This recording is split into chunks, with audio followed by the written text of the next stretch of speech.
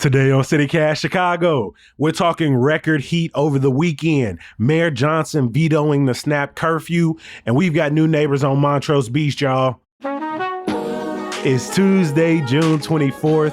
I'm Jacoby Cochran, and this is what Chicago's talking about.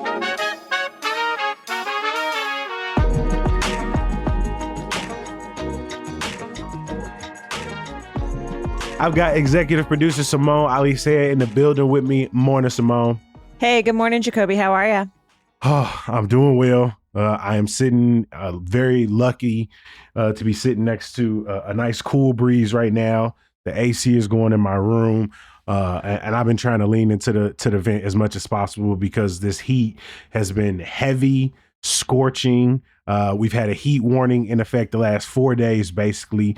And we're talking record highs for June as temperatures jumped between 94 and 97. And I was outside a lot over the last few days. And so it felt like it was over 100 degrees.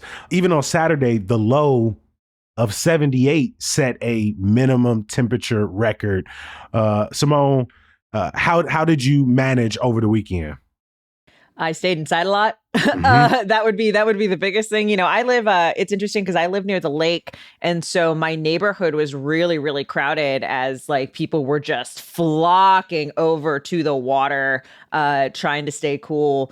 It's been kind of a really mild June. We haven't had, even like comfortably hot, summer days up until this point. And then all of a sudden we have this really big and dangerous heat wave. Cooling centers were open all weekend. I think the fire department said they responded to 90 calls of heat and water related distress because it was also really windy. Also, it's the summer solstice, so the sun is like this close, right? Like it just feels like it's burning a hole into your head. So it was really, really intense. No, I felt it all over the city. I was at one point in Calumet Heights at my mom's house. I went over to Humboldt Park. I saw the beach open for the first time in 4 years. I saw people out there in the water. I went all the way out to Bridgeview for SeatGeek on Saturday. And I was by the lake on Friday for Shapes Festival. And I will say, being right on the lake was the best I felt all weekend when I was outside. That breeze was amazing. Like just being on the pier was really nice. But then on Saturday, I braved out to Bridgeview to see Geek Stadium. And before we even left, we were at my mom's house kind of hanging out for a few minutes outside in the backyard. And by the time we got up to leave, it was four of us. My homie Darius just called it. He was like, I can't do it. We were outside for maybe 20 minutes from the time he pulled up. We were waiting for everybody to get there. In that few minutes, Darius was just like, I'm going to be honest, I can't do it. He called it, got in his car, went home. The three of us got in and we're like, you know what? We're going to be good. We got out to SeatGeek. We did maybe a lap around. It was extremely hot. To their credit, they had water everywhere. They had a big fan, like a sprinkler that was blowing mist across parts of the festival. But Simone, I kid you not, we were there for maybe an hour, laughing, having a good time. We didn't drink. All we were drinking was water. My friend Chris had some popcorn. We sat down in the shade. I went to take pictures. I come back maybe 10 minutes later. We're laughing a little bit more. All of a sudden, Chris is just like, I do not feel good. And over the next 2 minutes, you just saw his body shutting down. He's pouring water on himself. He's trying. He gets to a point where he's like, you know what? I think I can walk. We get up to leave. Simone, he takes a few steps, goes down. Oof. We get him back up. He kind of comes to. We're helping him. Goes out again. He has to go to the medic tent. And we see this happen multiple times in just the hour we're there to so many people who succumb to the heat out there, to the point that we don't even go out the next day. We call it for the weekend. To see it up close and personal, all of us taking precaution, as hydrated as possible, wearing the best clothes, got the sunscreen on, and just watching people drop out there. It truly was a really scary moment and put the entire weekend into perspective immediately. It can be a really fine line between I'm hot and uncomfortable and I don't want to move, and I am so hot that I physically cannot continue. Mm-hmm. Like, I am so hot that it's making me sick. That's why heat can be so dangerous as a sort of natural, I don't want to say natural disasters per se, but sort of natural phenomena that can affect you. Heat can be one of those really dangerous ones, exactly because you're like, oh, it's just I'm just a little uncomfortable right now, to Right. no, I'm really sick. And I think in a city like this, again, I don't want to like wax philosophical about it, but we do take our summer real seriously. We love to be Yes. out there, and we push ourselves to enjoy it and to be outside. We hyped it up so much in our heads, and we all saw the extreme warning the entire weekend, and we thought, you know what, we're gonna do everything possible to be okay, and it still took out half of our group in a Mm-hmm. matter of hours. I learned over the weekend as I was reading up on this that we're in the 30-year anniversary of the deadliest heat wave in Chicago history, which dates back to July 12th through the 15th, 1995. I would have been 4 years old at this time, so I don't have many memories of it. And again, even as we've experienced, heat wave over the last few summers, an anniversary puts things on the radar a lot more. But I don't think I realized just how bad that 4 day stretch was. Yeah, we're talking hundreds of deaths in that stretch in Chicago and across the Midwest. And it's interesting too, because as you pointed out, as you're sort of reading up about this, it really changed the way the city responds to extreme heat, and really started to create this. When we talk about the cooling centers, the cooling buses, wellness checks, things like that, a lot of that infrastructure stemmed from this tragedy that happened in 95, and being able to actually have these resources available. Yeah, the city was flat footed. I think at the Mhm. time, a Scientific American article pointed out that, even just the way officials talked about extreme heat, they didn't talk about it as a climate disaster, as something that could endanger, lives across the city. And, there was very much an individualistic tone, like take care of yourself during the heat. But this is just like, it's the summertime, but in the 30 years since. And I think now, especially, we're having broader conversations of what does it mean for our city to be putting up record numbers on things that have stood either 30 years or date back to the 30s. Yeah, the hottest temperature recorded at a Chicago site was 109 degrees at Midway Airport during the Dust Bowl Hmm. in 1934.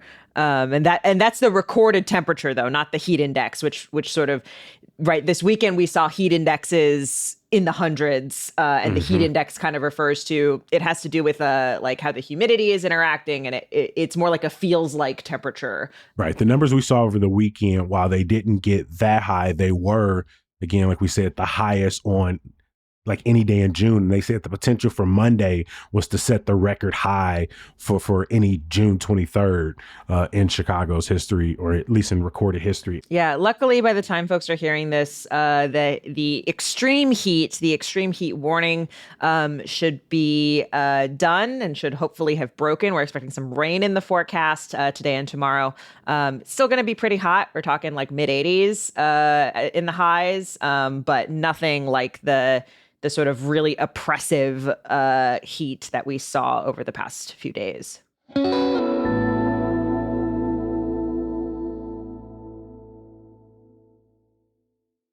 Last week, City Council voted 27-22 to allow snap curfews, essentially giving the police superintendent Larry Snella and the Chicago Police Department the authority to set these 30-minute curfews anywhere in the city to combat what they've been labeling these teen trends, or these large gatherings of young people. Mayor Johnson came out and promised that he would veto this if it went through. And on Friday, he upheld that promise, giving the notice over to City Clerk Anna Valencia.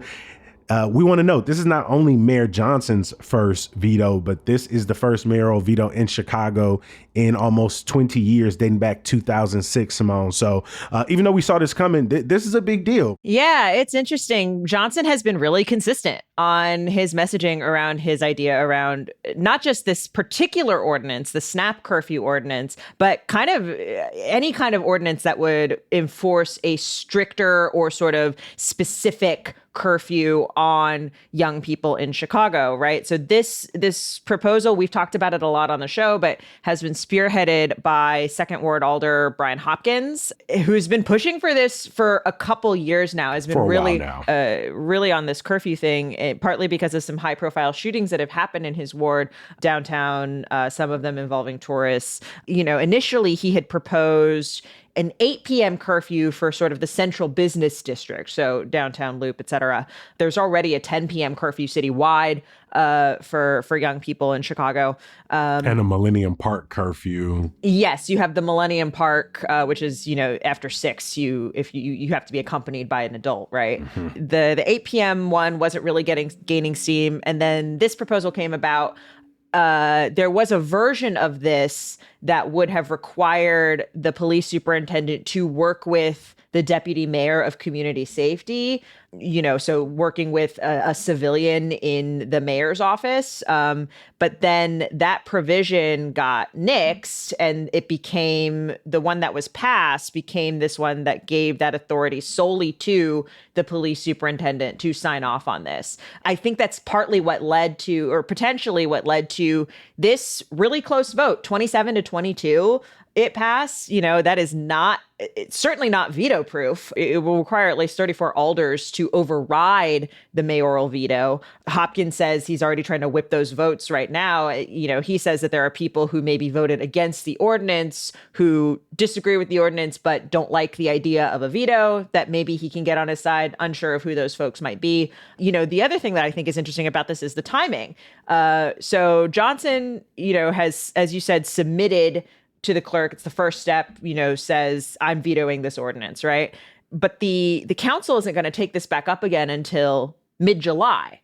So even if they do manage to override the veto, the summer is half over by the time this potential snap curfew ordinance comes to pass, which, you know, I don't know. I don't know how big of a deal that is, if that's really significant, but I do think it's But the summertime definitely drives the momentum amongst the proponents of the bill for sure.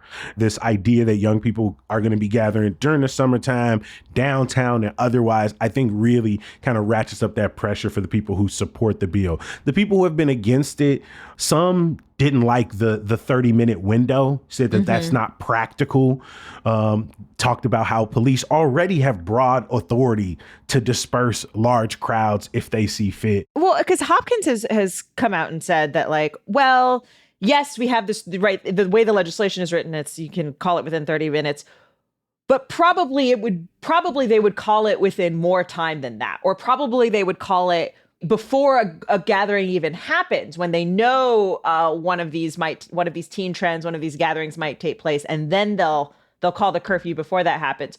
Except that's not actually written. It's not actually codified that way, right? And kids are smart. If they decide to move, and now you have the police just preemptively setting curfews at hotspot destinations across the city, like.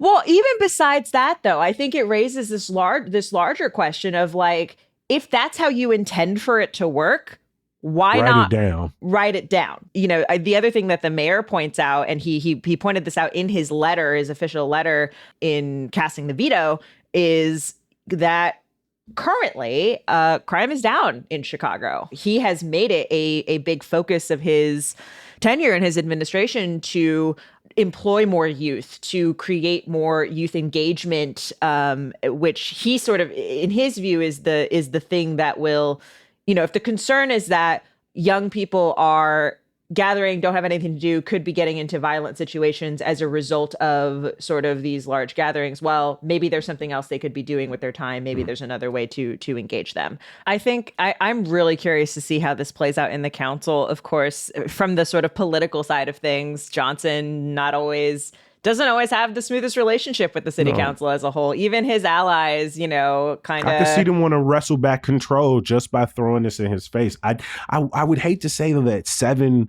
alders are willing to shoot their values in the foot to make that kind of a point.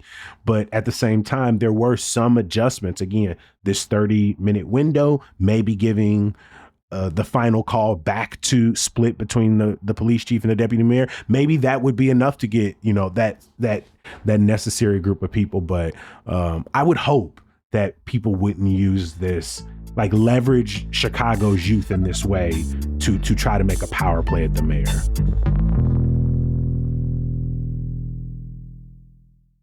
On a much lighter note, last month we talked about the return of the Piping Plovers, Pippin, Imani, and Sea Rocket to Montrose Beach. If y'all remember, back in 2024, Imani and Sea Rocket made it at the beach and ultimately had one chick. Well, a year later, and Simone, it looks like the pair is welcoming more little plovers to the beach. Yes, 3 eggs have hatched at Montrose Beach. You can fake that kind of excitement. You were here for the Plover conversation. I wasn't here for the last one. Yeah. I wasn't here for the last. I think this is great. You know what I love about this, Jacoby? We love a dynasty in Chicago, right? Like how many times are we talking about the 90s Bulls on this show, right? It comes up quite often. We love it. These plovers, this is the dynasty of today. Okay. If you've been living under a rock for the past 5 years, right. This all goes back to Monty and Rose, some of the first piping plovers to return, to hang out at Montrose Beach, in many, many years. After many, many years of restoration, Monty and Rose captured the hearts of Chicagoans as the pair, came and mated. Imani is one of their progeny, also had been returning to Montrose Beach, but Imani wasn't always having the best luck getting the mate, and it took him a while to actually get into the swing of things. And he met Sea Rocket, another plover, and now things took off. They blasted off. Things took off. Their breed. I don't know what the dynasty is growing, and we're gonna have this little family tree of plovers. The lineage is definitely it's building out. Yes, that we're going to be looking back on. It can't be said enough. This is just one of the best restoration success stories I think that you're ever going to find. Right, Montrose Beach. And we focus so much on Chicago, but this is a Great Lakes effort. Yes. Ohio, Michigan, Wisconsin, Northern Illinois, yeah. Wisconsin, they've all seen growths in their returning piping plover numbers. Yes, and they keep breeding. That's the best part, is they keep breeding. And so we love to see it. Congratulations to Imani and Sea Rocket. And I'm really excited to see what the names are going to be, because that's always the fun part. That's always fun. Yeah. I did a little bit more birding. I rented a longer lens this weekend to not only shoot the concert, but I did a little bit of birding, and I'm hoping to maybe get up there and see the plovers at some point. I'm trying to get my skills up, but they're little. They're little. They're very just little itty bitty little birds. I just got to find the right person and stand next to them, or stand very close to the right photographer, and I'll find my way. Is that how you approach your birding? Is you see what other photographers are doing, and then you just I will there. I haven't. What I've been doing, yesterday, I spent some time just in our backyard, in our little back area, and I saw a cardinal that I scared away. But I got a couple small pictures. They weren't great, but I just spent some time out there looking around. But I would hope to get up there before they get out of here. I want to give a huge thank you to our executive producer, El Capitan, Simone Aliseo. Hey, thanks, Jacoby.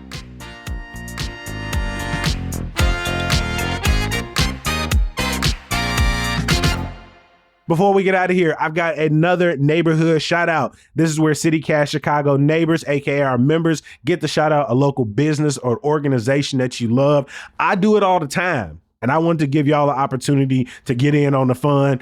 Today's shout out comes from Jeff S., who wants to show some love to Friends of the Forest Preserves. I love me some Friends of the Forest Preserves. Jeff says they've got outstanding free events and volunteer opportunities throughout Chicagoland's most underrated asset, our forest preserves. Neighborhood shout outs are just one of the perks of becoming a member. You can also get ad-free listening, invites to members-only events, and an exclusive email preview of the best events in town. You can join now at membership.citycast.fm. We got one of them fun neighbors only events tomorrow. I'm gonna be out there. I'm excited for the neighbors who gonna join us.